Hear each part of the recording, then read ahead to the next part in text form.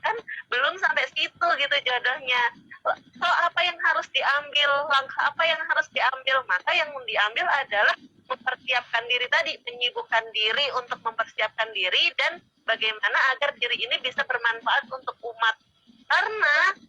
Karena mungkin itu adalah clue dari Allah bahwa kamu sebenarnya belum siap untuk menikah dan aku kasih kesempatan untuk mempersiapkan agar pernikahan kamu menjadi pernikahan yang indah gitu loh. Bukan hanya indah di dunia tapi nanti indah di akhirat. Nah, buat kamu yang punya pandangan bahwa nikah itu menakutkan, aku nggak mau, nikah itu terlalu beresiko, terlalu tabu. Loh, jangan-jangan Allah segera pertemukan kamu sama jodoh kamu segera gitu loh. Kalau kamu masih mikirin untuk belum siap, takut dan segala macam, nanti tahu-tahu Allah takdirkan untuk menikah gimana kalau kita belum siap? Karena sekarang adalah waktunya kamu untuk mempersiapkan diri.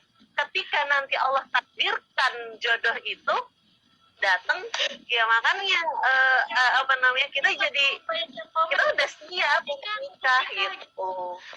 Makanya kan Mbak, tapi tadi juga ada yang nanya nih Mbak, dan mungkin ini masih relate sama pembahasannya kali ini. Sebenarnya apa sih indikator kita untuk siap nikah gitu kan? Kalau dari tadi kan mungkin aku ngasih tipsnya untuk mempersiapkan pernikahan gitu. Nah, kalau indikator untuk siap nikah tuh apa sih sebenarnya? Tadi Mbak Nindi sempat bahas tentang indikator siap nikah. Nah, mungkin bisa dipanjangin Mbak. Indikator siap menikah yang pertama kalau dari eksternal ya, kalau dari pengalamanku sendiri adalah restu dari orang tua. Itu adalah indikator eksternal. Kalau indikator internal adalah di mana ketika kita menghadapi suatu masalah atau ujian, kita bisa berdamai dengan situasi gitu loh. Jadi kita itu nggak yang pusing sendiri, tapi kita itu dewasa dalam menyelesaikan permasalahan gitu. Jadi permasalahan kecil yang kita hadapin itu bisa dengan bijak kita selesaikan sesuai dengan yang Allah mau. Itu adalah indikator internal. Kita sendiri bisa nilai kok itu apakah aku siap dalam menghadapi permasalahan yang kita hadapin gitu. Misalnya permasalahan sama teman kantor, permasalahan sama teman di rumah, permasalahan sama orang tua, permasalahan sama adik gitu kan ya. Kalau kita merasa bahwa kita sering udah sering legowo, sering bersabar atau sering menyelesaikan permasalahan, apalagi bukan permasalahan diri sendiri, permasalahan orang lain udah bisa kita bantu selesaikan. Nah, itu berarti indikasi internal bahwa kita udah siap untuk menikah. Kenapa harus menyelesaikan permasalahan? Karena ketika kalian menikah, permasalahannya akan semakin besar gitu kan ya. Karena yang akan dihadapi adalah permasalahan. Ya gimana nggak permasalahan gitu kan? Dua kepala jadi satu gitu kan ya. Nah, itu adalah indikatornya. Indikator eksternalnya adalah dapat restu dari orang tua. Kalau orang tua udah dapat restu, ayo nikah gitu. Atau misalnya kita ngomong, aku mau nikah, terus orang tua langsung bilang, sip, cari jodohnya yang terbaik gitu. Nah, berarti itu kalian udah siap untuk menikah. Udah siap nikah, gitu. Masya Allah. Luar biasa. Jadi kira-kira sih gitu. Kalian udah siap nikah gitu. Jadi bisa diukur sendiri ya Mbak sebenarnya. Tanya aja sama diukur sendiri kok. Sama aku udah siap nikah belum? Kalau mamanya bilang no, ya udah persiapin diri lagi gitu. Mempersiapkan diri lagi. Iya. Guys. Masya Allah. Iya, jadi kayak gitu guys, indikator siap nikah. Nah, mungkin tadi kita udah ngomongin tentang cita dan cinta, dan sekarang alhamdulillah kita ini ya Mbak udah dapet jodoh masing-masing.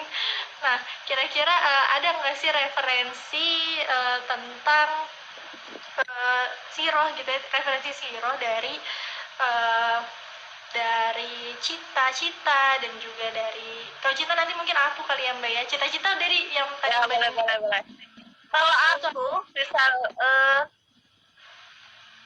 apa ya, dalam mempersiapkan diri dulu deh, gimana kita istiqomah dalam bersabar pada saat kejombloan gitu kan ya.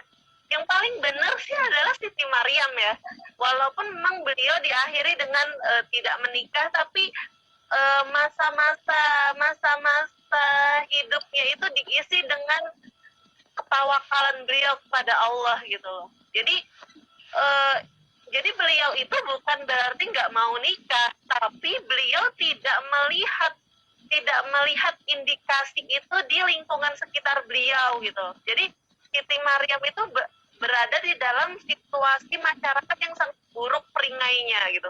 Bahkan banyak yang homoseksual, banyak yang seks bebas, sehingga akhirnya beliau mengkip dirinya menyimpan dirinya agar tidak terciprat sama fitnah itu gitu. Nah akhirnya Allah tidak mentakdirkan beliau menikah, ya itu adalah urusan Allah gitu kan ya. Urusan dia adalah gimana caranya agar diri kita sesuai dengan yang Allah mau, tetap berada di jalannya Allah gitu. Itu adalah istiqomahannya seorang Siti Maryam gitu dalam menjaga dirinya semasa hidupnya gitu loh. Jadi sangat bisa diteladanin sama teman-teman sekarang ini bahwa ya ketika aku belum menikah dan menemukan jodoh, maka berarti ya itu tadi, itu adalah takdir dari Allah yang dimana aku harus nge-push usaha terbaikku untuk menjaga diri aku biar aku sesuai dengan yang Allah mau gitu. Nah, ketika nanti Allah tidak mempertemukan aku bersama jodohku seperti Siti Maryam, ya nggak apa-apa, aku tetap menjadi wanita yang terbaik kok. Bahkan Siti Maryam itu disebut sebagai wanita penghulu surga.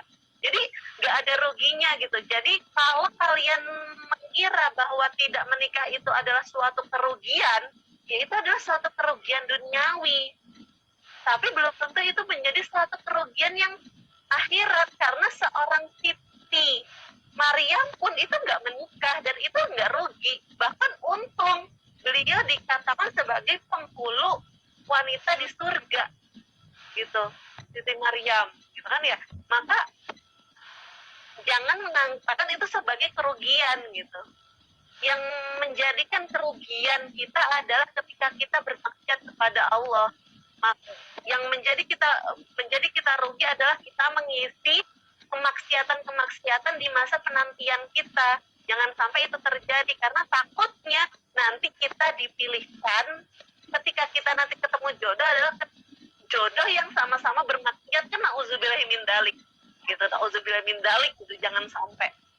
Karena kita maunya adalah ketemu jodoh yang sama-sama nanti adalah orang-orang yang jodohnya nggak cuma di dunia, yang nggak cuma meraih keuntungan di dunia, tapi juga meraih keuntungannya di akhirat.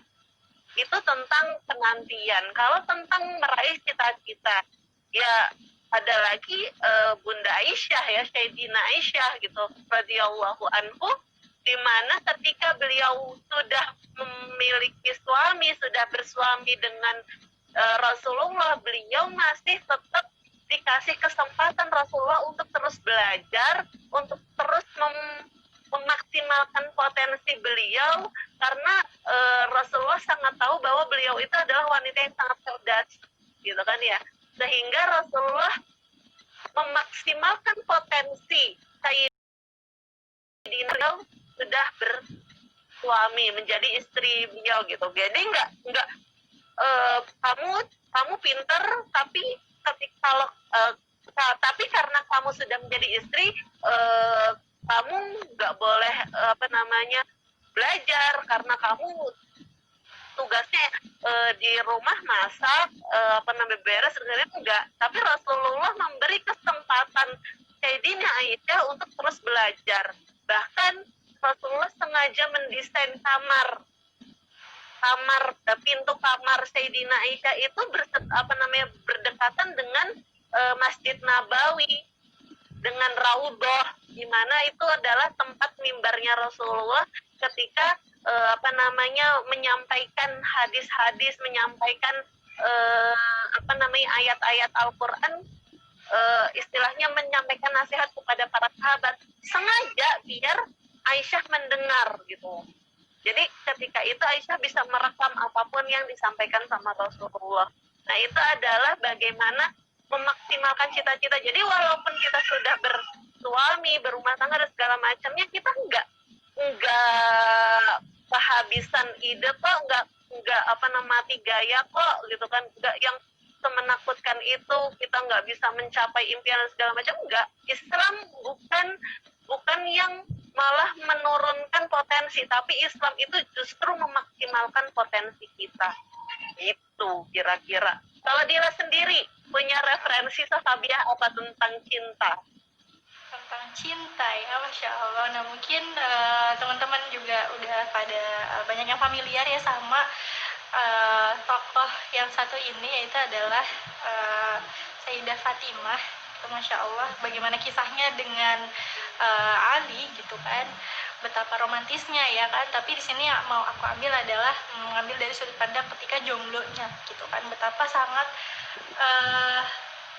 manisnya, betapa sangat mulianya gitu cinta keduanya gitu, karena cinta pertamanya Sayyidah Aisyah gitu ya, selain ayahnya pastinya ya, itu adalah Ali gitu. Tapi nggak serta merta tuh diumbar gitu loh, beliau bisa menjaga izah dan ifahnya gitu. Jadi bagaimana sih ketika kita nih perempuan jatuh cinta itu sebenarnya wajar nggak sih? Jadi ternyata Sayyidah Fatimah gitu ya, Sayyidah Fatimah itu juga pernah gitu jatuh cinta dan itu belum menikah. Tapi ini nggak di nggak diumbar gitu loh. Jadi ya cuma dirasa, kemudian ya sudah dialihkan ketika memang belum mau menikah, seperti itu. Jadi kita nih perempuan gitu kan, ketika belum siap untuk menikah tapi jatuh cinta itu nggak perlu yang terlalu ngomongin cowok gitu kan, atau mungkin stalking IG-nya. Meskipun ada kesempatan, nah itu jangan dilakukan gitu, karena kita tetap harus menjaga kehormatan diri kita dan juga kemuliaan diri kita gitu. Karena kalau misalnya kita stalking, kita terus mikirin gitu kan, itu bakal bakal mengotori pikiran kita gitu loh. Kita jadi mikirin dia terus, bakalan pokoknya sebentar kepikiran dia kayak gitu, dan ibadah juga jadi nggak fokus kayak gitu. Padahal ini relate banget, Dil. Sorry aku putus, ini relate banget sama pertanyaan dari Mulia 3099. Gimana sih biar nggak mikirin dia terus? Nah, coba terusin, Dil, gimana?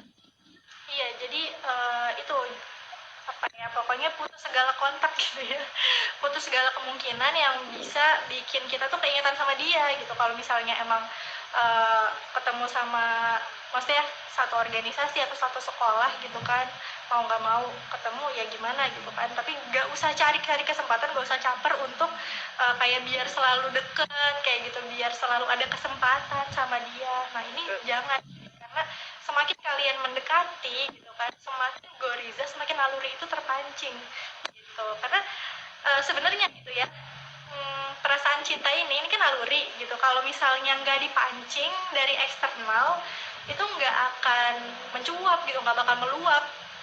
Nah tapi kalau misalnya kalian pancing dengan dengan kita di stalking dan segala macamnya gitu, kalian pancing sendiri, nah ini bakal bikin kalian susah untuk lupa gitu, bakal menyulitkan diri kalian sendiri kayak gitu. Jadi ketika kita jomblo, tirulah cara mencintainya Sayyidah Fatimah. Masya Allah, mudah-mudahan Allah muliakan cinta kita hanya kepada Allah, dan siapapun orang yang kita cintai itu Allah memuliakan dia juga gitu ya, karena nggak jatuh pada kemaksiatan gitu ketika kita ada apa ya, gak deket-deketan kayak gitu. Kemudian setelah menikah mungkin panutan aku tuh yang aku suka banget itu adalah referensi cinta dari Umaroh gitu ya, adalah Syaidah Nusayb binti Ka'ab. Ya, Masya Allah. Wow, itu keren banget, Masya Allah. Gitu. Jadi sebagaimana Syaidah Ummu Khadijah, gitu kan, Ummi Khadijah yang yang rela memberikan segala jiwa raganya untuk Rasulullah gitu kan. Nusaibah binti Ka'ab ini juga sama gitu, seperti itu, nggak mau kalah gitu. Jadi cintanya itu cinta dan bencinya tuh karena Allah dan Rasulullah gitu. Jadi ada suatu ketika di kesempatan gitu ya, di perang Uhud, anaknya beliau ini, anaknya Sayyidah Nusaibah, dia punya anak laki-laki dan itu lebih dari satu orang gitu ya, 2, 3, 4 orang itu semuanya disuruh ikut perang gitu. Kemudian pesannya adalah, wahai anakku, berperanglah engkau temani Rasulullah dan jangan kembali gitu. Jangan kembali, cuy. Jangan kembali maksudnya apa? Ini tuh jadi maksudnya adalah maksudnya disuruh syahid gitu loh, bukan disuruh bunuh diri ya. Maksudnya adalah temani Rasulullah gitu. Islam ini menang gitu. Jadi memang Nusaibah binti Ka'ab ini cinta sama anaknya tuh saking cintanya beliau sama anaknya gitu kan, beliau ingin mengembalikan anaknya ini di sisi Allah dan juga Rasulullah dengan jalan jihad fisabilillah. Masya Allah gitu. Kalau kita bayangin diri kita sekarang gitu ya, kayaknya merelakan orang yang kita cintai itu sulit banget ya nggak sih? Ditinggal seminggu aja tuh kayak udah merinding disco gitu kan. Kayak udah kangen, kayak udah seolah-olah tuh dunia sepi gitu kan. Tapi berbeda dengan referensi cintanya Nusaibah binti Ka'ab gitu, karena justru beliau pingin sama-samanya tuh bukan cuma di dunia aja, tapi sampai nanti surga gitu, Masya Allah.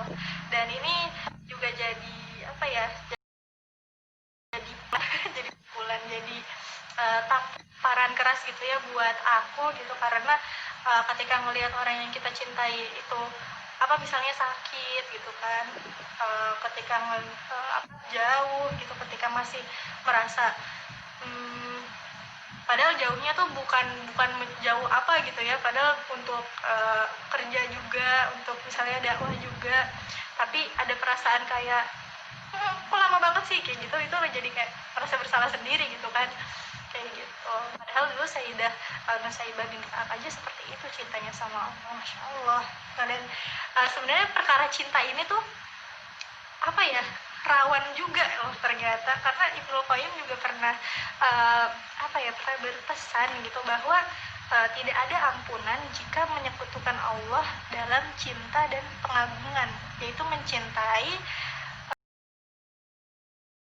makhluk. Jadi ketika kita mencintai seseorang gitu ya, seseorang lah ya, atau apapun itu, suatu benda misalnya, dan itu tuh lebih daripada nggak sama seperti kita mencintai Allah, karena kan nggak ada cinta yang lebih tinggi kecuali cinta kepada Allah kan. Jadi kalau kita mencintai sesuatu sama seperti kita mencintai Allah, itu tuh jatuhnya udah syirik gitu loh, cinta yang syirik. Ya Allah, itu ada akidah kita yang ternoda. Dan kalau akidah kita yang ternoda, kita kalau syirik itu kan orangnya pelakunya musyrik ya kan, nauzubillah min dzalik gitu. Ngeri banget, nauzubillah min dzalik gitu. Dan makanya di sini tuh kayak sebelum nikah, waktu ini aku dapat tuh dari di pelajaran nafsiyah gitu ya, ini di Cinta dan Benci Karena Allah. Masya Allah banget gitu, di dalam Al-Quran di surat Al-Baqarah ayat 185 juga dijelasin gitu. Di situ Allah ada firman Allah yang menyatakan demikian gitu ya, bahwa sangat-sangat dihinakan gitu orang yang mencintai makhluk tapi sebagaimana ia cinta dengan Allah gitu. Padahal orang-orang yang beriman itu pasti cintanya lebih besarnya tuh kepada Allah gitu, karena cinta Allah tuh diletakkan yang paling tinggi.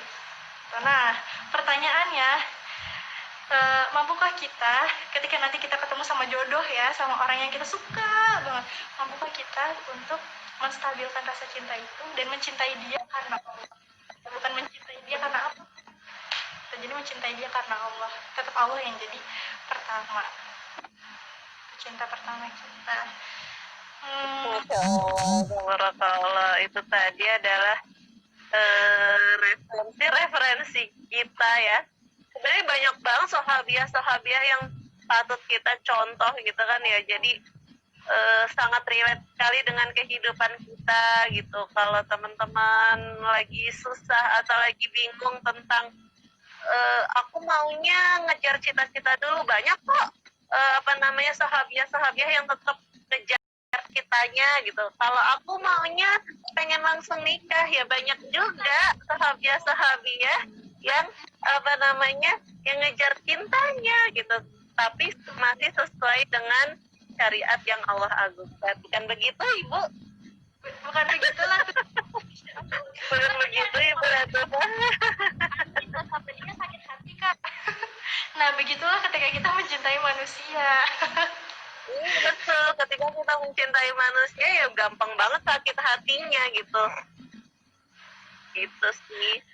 Kita kayaknya udah hampir di penghujung live deal, karena bentar lagi kita mau maghrib. Bahkan teman-teman di beberapa pulau tadi udah ada yang laporan ke aku live dulu, karena yang dari Sulawesi, yang pokoknya dari waktu Indonesia Timur udah mulai. Nah, teman-teman kalau yang ketinggalan atau tadi nggak ikut dari awal, nanti akan kita save di IGTV-nya Ali Labub. Insya Allah ya, semoga lancar. Amin.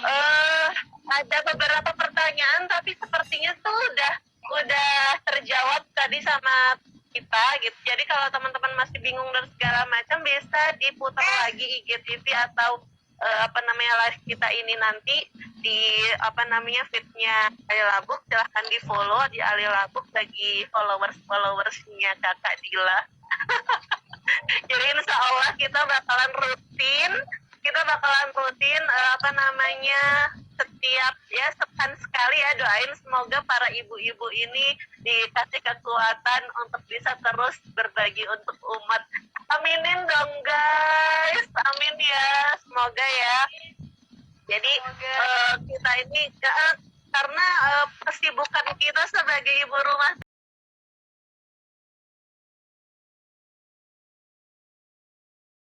dikasih kelancaran, dikasih kesadaran, dikasih hidayah, dan dikasih ilmu untuk bisa bermanfaat bagi teman-teman sekalian di sini gitu. Makasih teman-teman sudah bergabung. Sekarang masih bertahan 180 orang. Semoga Allah kasih hidayah dan inayahnya untuk kita tetap istiqomah dan terus belajar. Jadi intinya salah satu memantaskan diri adalah terus belajar. Jangan pernah malas belajar. Tadi juga ada beberapa yang tanya kan caranya tips biar nggak males baca buku adalah apa gitu kan ya. Tadi karena Dila ngasih tips untuk baca buku juga. Caranya biar nggak males adalah ingat bahwa anak-anak kalian itu tidak berhak punya ibu yang bodoh. Anak-anak kalian berhak punya ibu-ibu yang cerdas. Kalau kita nggak perbanyak diri kita dalam ilmu ya, pasti kita terjerembab dalam kebodohan gitu sih. Jadi teman-teman ingat perkuat diri untuk terus belajar. Belajar nggak cuma di buku. Kalau kalian mau memulai ya bisa dengan dengan seperti ini, ikutan live dan segala macam, ikutan sharing kelas online sekarang banyak banget. Jadi teman-teman silahkan perkaya otaknya untuk menjadi wanita berkarir surga gitu.